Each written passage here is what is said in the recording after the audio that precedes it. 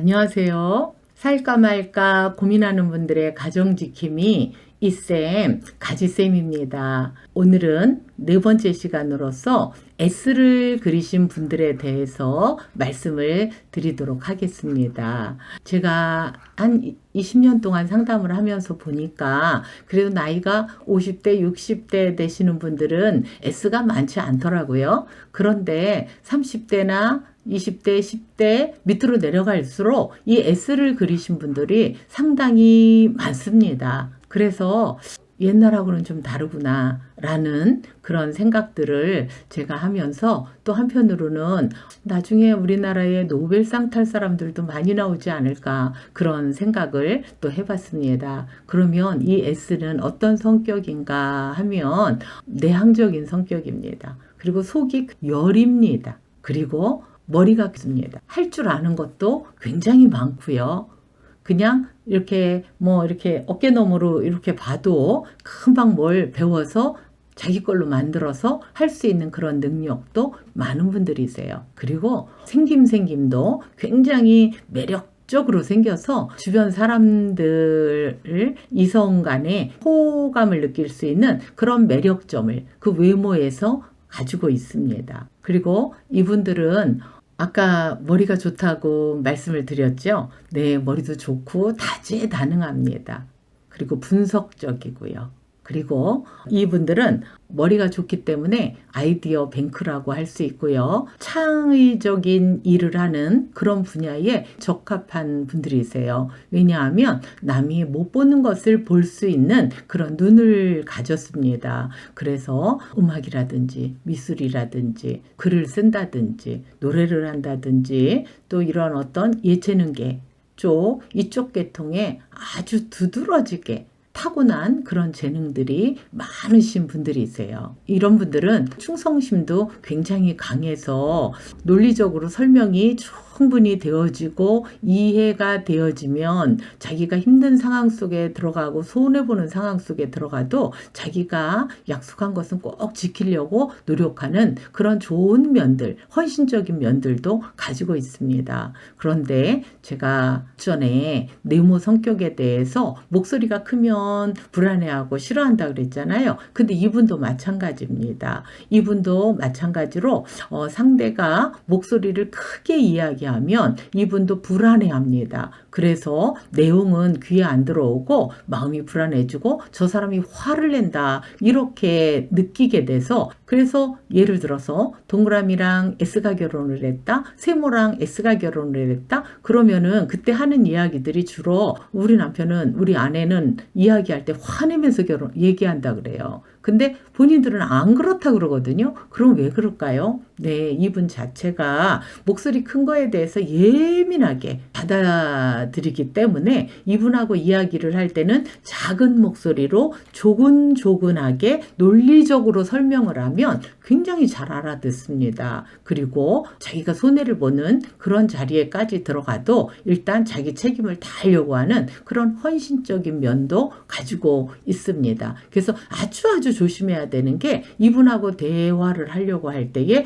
작은 목소리로 조근조근하게 논리적으로 설명한다가 포인트입니다. 그래서 그런 부분이 잘 되어지게 되면 굉장히 관계 맺기가 좋은데 큰 목소리로 와구와구 얘기하거나 아니면 어디를 뚝 잘라서 얘기를 하거나 이런 식이 되어지면 이제 이분이 불평하는 사람 같이 될 확률도 상당히 높이 있습니다.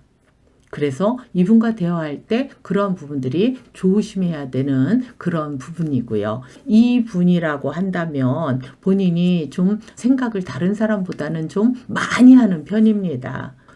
뇌가 우리가 쓰고 있는 에너지의 20%를 쓴다고 하는데 이분들은 좀 더 많이 쓰는 것 같아요. 그래서 이 기질 분들은 살이 안 쪄 있는 경우가 날씬한 경우들, 남자건 여자건 날씬한 경우들이 많이 있고요. 만약에 이 기질을 선택을 했는데 살이 쪄 있다 그러면은 우울증을 경험했을 확률이 상당히 높습니다.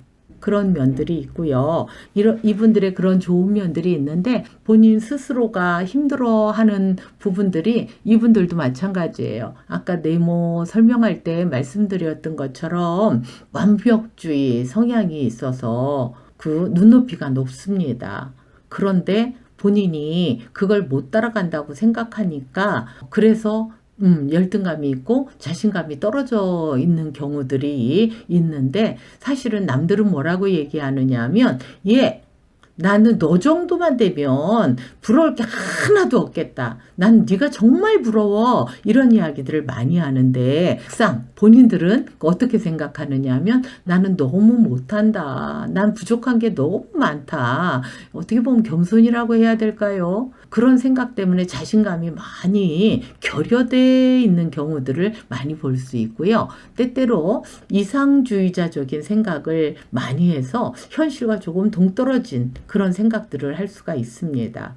이분들은 친구를 사귐에 있어서 많은 사람을 한꺼번에 사귄다기보다는 자기 마음에 맞는 사람 한두 사람을 꽤 사귀는 그런 경향이 있고요. 사람들하고 많이 만나면 또 만나서 또 재미있게 놀기도 하고 하지만 혼자 있을 때보다는 그때가 에너지 소모가 많이 된다고 생각하는 분들이 있어요. 그래서 혼자 있는 거를 좋아하기도 하고 혼자서 어떤 예체능에 관련된 그러한 것들을 본인이 그 자기만의 공간에서 하는 것들을 할 때에 에너지를 얻기도 하는 그런 분들이고요. 하루 동안에 있었던 일들을 자기 전에 좀 정리를 하고 자야 잘 수가 있지, 그렇지 않고 그냥 자려고 한다면 밤새도록 생각하느라고 잠을 잘 못 자고 예민해지는 그러한 부분들이 있습니다. 문제를 만났을 때에 대부분의 사람들은 어떻게 잘 이렇게 돌아가거나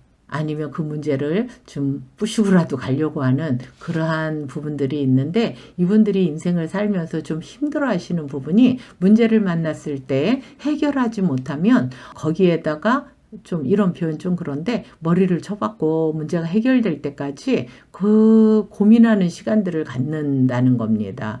그런데 이런 부분들이 많아지면 많아질수록 에너지가 소모가 되고요. 좋은 기회들이 오는 것들을 또 흘려보낼 수 있는 그런 것들이 단점이기도 합니다. 그래서 장점이 참 많은데 그런 완벽주의자적인 성향이 있다는 거, 또 이상주의자적이라는 거, 이렇게 문제를 만났을 때 그거를 해결을 못하면 다른 문제에 손을 댈 수 없는 그런 상황까지 갈 수 있다는 거, 이런 것들이 단점이라고 할 수가 있습니다. 그래도 이분들하고 관계를 잘 맺으려고 한다면 작은 목소리로 조근조근하게 진심을 가지고 대화하다 보면 정말로 일생일대의 좋은 친구를 사귈 수 있는 이러한 좋은 면들이 있는 분들이십니다. 오늘 이 영상이 도움이 되셨다면 좋아요, 구독 부탁드립니다. 감사합니다.